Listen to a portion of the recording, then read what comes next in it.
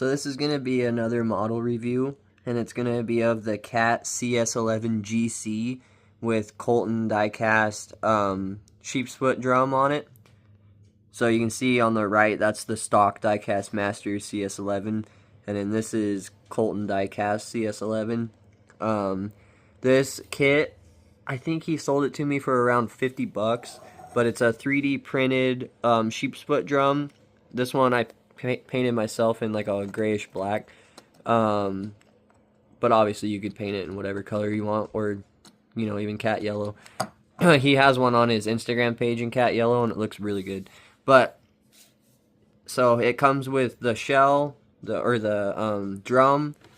It comes with tires to replace the stock tires, and then it also comes with CP11 decals.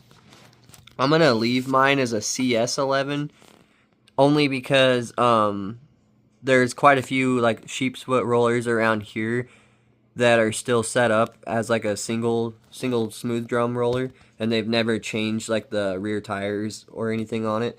So and I found out the tires on this diecast Masters roller are extremely hard to get off of the rim. So for now I'm not even gonna put on the other tires.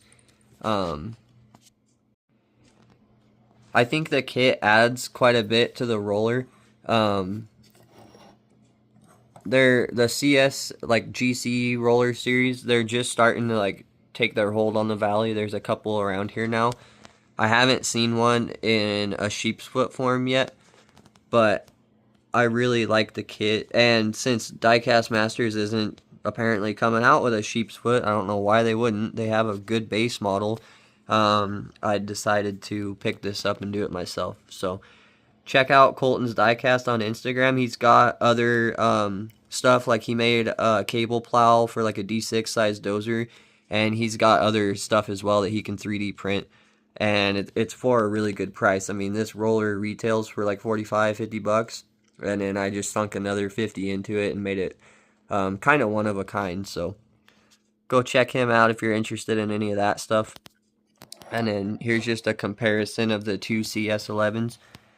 So he did a really good job, as it doesn't sit weird at all or anything like that. It basically sits the same as like the stock version. So that was cool, because sometimes sheep's foot, they can look a little funky on there, but I think he did a great job with it. So if you're looking for a kit like that, go check him out.